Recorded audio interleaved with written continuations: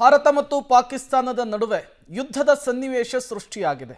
ಈ ಸಂದರ್ಭದಲ್ಲಿಯೇ ಪಾಕಿಸ್ತಾನದ ಸೇನೆ ವಿರುದ್ಧ ಬಲೂಚ್ ಲಿಬರೇಷನ್ ಆರ್ಮಿ ತಿರುಗಿ ಬಿದ್ದಿರುವಂತಹ ವಿಚಾರ ಗೊತ್ತಾಗ್ತಿದೆ. ಪಾಕಿಸ್ತಾನದ 39 ಸ್ಥಳಗಳನ್ನು ಗುರಿಯಾಗಿಸಿಕೊಂಡು BLA ಅಟ್ಯಾಕ್ ಅನ್ನು ಮಾಡಿದೆ. ಭಾರತ ಬಲೂಚ್ ಲಿಬರೇಷನ್ ಆರ್ಮಿ ಎರಡೆರಡು ಒಟ್ಟಿಗೆ ಅಟ್ಯಾಕ್ ಮಾಡ್ತಾ ಇರುವಂಥದ್ದು. ಪಾಕಿಸ್ತಾನದ ತಾಲಿಬಾನ್ ದಾಳಿಗೆ ವಿಲವಿಲ ಅಂಥೇಳಿ ಒದ್ದಾಡುವಂತಹ ಪರಿಸ್ಥಿತಿ. ಪಾಕಿಸ್ತಾನದ ಸೇನೆ ವಿರುದ್ಧ ಈಗ ಬಲೂಚ್ ಲಿಬರೇಷನ್ ಆರ್ಮಿ ತಿರುಗಿ ಬಿದ್ದಿದೆ. ನೋಡಿ ಹೆಂಗೆ ಒದ್ದಾಡ್ತಾ ಇದೆ ಅಂಥೇಳಿ. ಒಂದು ಕಡೆ ಅಫ್ಘಾನಿಸ್ತಾನದ ತಾಲಿಬಾನ್ಗಳು, ಮತ್ತೊಂದು ಕಡೆ ಬಲೂಚಿಸ್ತಾನದ ಬಂಡುಕೋರರು, ಈ ಕಡೆ ಭಾರತದ ಸೈನ್ಯ, ಮೂವರ ಮಧ್ಯೆ ಸಿಲುಕೊಂಡು ಈಗ ಪಾಕಿಸ್ತಾನ ಒಂದು ರೀತಿ ಅತ್ತದರಿ ಇತ್ತ ಪುಲ್ಲಿ ಅನ್ನುವಂತಹ ಪರಿಸ್ಥಿತಿ ನಿರ್ಮಾಣವಾಗ್ಬಿಟ್ಟಿದೆ. ಒದ್ದಾಡಬೇಕಾದಂತಹ ಪರಿಸ್ಥಿತಿ.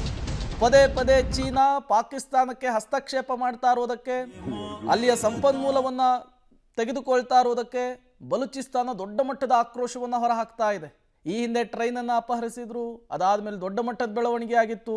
ಈ ಏನು ವಿಡಿಯೋವನ್ನು ಗಮನಿಸ್ತಾ ಇದ್ದೀರಿ, ಇದು ಕೂಡ ಬಲೂಚಿಸ್ತಾನದ ಬಂಡುಕೋರರೇ ಬ್ಲಾಸ್ಟ್ ಮಾಡಿರುವಂಥದ್ದು, ಪಾಕಿಸ್ತಾನದ ಸೈನಿಕರು ಹೋಗ್ತಾ ಇದ್ದಂತಹ ವಾಹನವನ್ನು. ಮತ್ತೊಂದು ಕಡೆ ಗಡಿಯಲ್ಲಿ ಅಫ್ಘಾನಿಸ್ತಾನ ದೊಡ್ಡ ಮಟ್ಟದಲ್ಲಿ ಅಸಮಾಧಾನವನ್ನು ಹೊರಹಾಕ್ತಾ ಇದೆ, ಆಕ್ರೋಶವನ್ನು ಹೊರಹಾಕ್ತಾ ಇದೆ ಪಾಕಿಸ್ತಾನದ ವಿರುದ್ಧ. ಹಾಗಾಗಿ ಒಂದು ರೀತಿಯ ಅತಂತ್ರ ಪರಿಸ್ಥಿತಿಯಲ್ಲಿ ಈಗ ಪಾಕಿಸ್ತಾನ ಸಿಲುಕಿಕೊಂಡಿರುವಂಥದ್ದು. 1971ರಲ್ಲಿ ಇಂದಿರಾ ಗಾಂಧಿ ಪ್ರಧಾನಮಂತ್ರಿ ಆದಂತಹ ಸಂದರ್ಭದಲ್ಲಿ ಪಾಕಿಸ್ತಾನ ಡಿವೈಡ್ ಆಗಿ ಬಾಂಗ್ಲಾದೇಶ ಆಗುತ್ತೆ. ಈಗಲೂ ಕೂಡ ಅದೇ ರೀತಿಯ ಪರಿಸ್ಥಿತಿ ನಿರ್ಮಾಣವಾಗಿದೆ ಅಂಥೇಳಿ ಅಂತಾರಾಷ್ಟ್ರೀಯ ವಿಶ್ಲೇಷಕರು ಹೇಳ್ತಾ ಇದ್ದಾರೆ. ಪಾಕಿಸ್ತಾನದಿಂದ ಬಲೂಚಿಸ್ತಾನ ಪ್ರತ್ಯೇಕವಾಗುವಂತಹ ಪಾಸಿಬಿಲಿಟೀಸ್ ಕೂಡ ಇದೆ. ಬಲೂಚಿಸ್ತಾನ ಹಲವು ವರ್ಷಗಳಿಂದ ಇದಕ್ಕಾಗಿ ಹೋರಾಟವನ್ನು ನಡೆಸ್ತಾ ಇದೆ, ನಮಗೆ ಪ್ರತ್ಯೇಕ ದೇಶ ಬೇಕು ಅಂಥೇಳಿ. ಬರೀ ಪಾಕಿಸ್ತಾನದ ಒಳಗೆ ಬಲೂಚಿಸ್ತಾನ ಮಾತ್ರ ಅಲ್ಲ, ಸಿಂಧ್ ಪ್ರಾಂತ್ಯ ಕೂಡ ಅಲ್ಲಿನ ಸರ್ಕಾರದ ವಿರುದ್ಧ ಸಿಡಿದೆದ್ದಿರುವಂಥದ್ದು. ಖೈಬರ್ ಪಖ್ತೂನ್ಖ್ವಾ ಅನ್ನುವಂತಹ ಒಂದು ಪ್ರದೇಶ ಕೂಡ ಅದೇ ರೀತಿ ಸಿಡಿದೆದ್ದಿದೆ. ನಮಗೆ ಪಾಕಿಸ್ತಾನದ ಸಹವಾಸ ಬೇಡ, ನಮಗೆ ಪ್ರತ್ಯೇಕ ರಾಷ್ಟ್ರ ಬೇಕು ಅನ್ನುವಂತಹ ಕೂಗನ್ನು ಎಬ್ಬಿಸಿದೆ. ಈ ಸಂದರ್ಭದಲ್ಲಿ ಭಾರತವನ್ನು ಪಾಕಿಸ್ತಾನ ಎದುರು ಹಾಕ್ಕೊಂಡಿರುವಂಥದ್ದು.